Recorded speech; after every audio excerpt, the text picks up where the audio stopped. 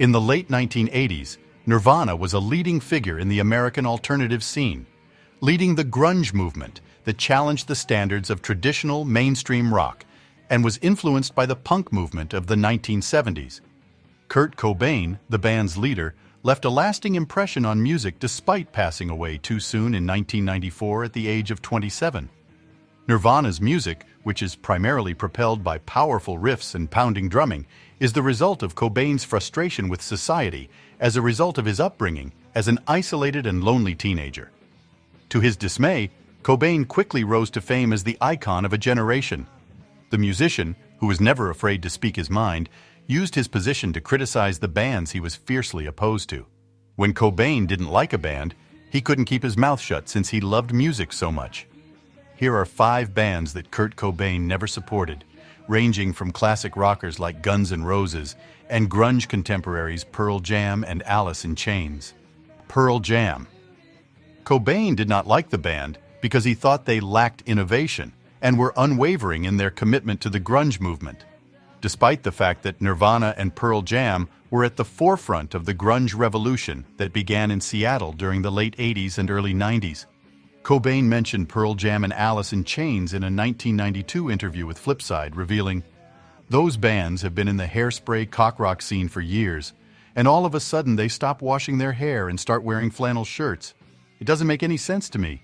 There are bands moving from LA and all over to Seattle and then claim they've lived there all their life so they can get record deals. It really offends me."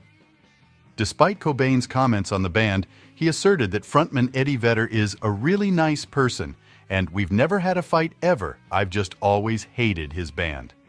Led Zeppelin. The lyrics Cobain wrote for Nirvana were innovative and unafraid to address weighty subjects like misogyny, which set the band's sound apart from those of its contemporaries. Consequently, Cobain never gave a lot of thought to listening to the famous rock band Led Zeppelin, because he found it difficult to ignore the overt sexism and exploitation of women in their lyrics. Cobain said, "I really did enjoy some of the melodies they'd written. It took me so many years to realize that a lot of it had to do with sexism. The way that they just wrote about their dicks and having sex. I was just starting to understand what really was pissing me off so much those last couple years of high school." AC/DC. Similar considerations prevented Cobain from supporting the rock band AC/DC. Danny Goldberg, the band's manager, once said, "I think he was torn. I think he liked the music. He liked Led Zeppelin's music and AC/DC, but the lyrics were not something that he felt comfortable with."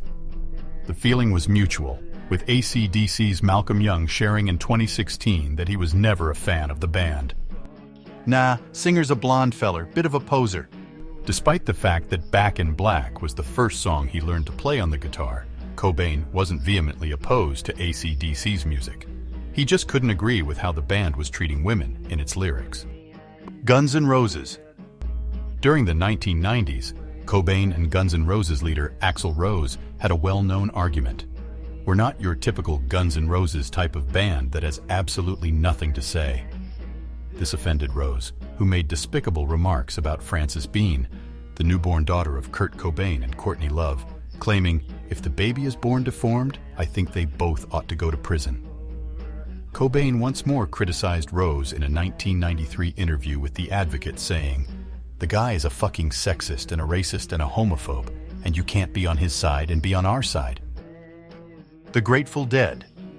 Hippie culture did not appeal to Cobain because, like many punks, he saw them as giving up rather than actively pursuing their beliefs. The Grateful Dead were a band that the musician frequently professed a fierce dislike for. For a particular picture shoot, Cobain wore a t-shirt that said, "Punk's not dead," and "Kill the Grateful Dead." He was also quoted saying, "I wouldn't wear a tie-dyed t-shirt unless it was dyed with the urine of Phil Collins and the blood of Jerry Garcia."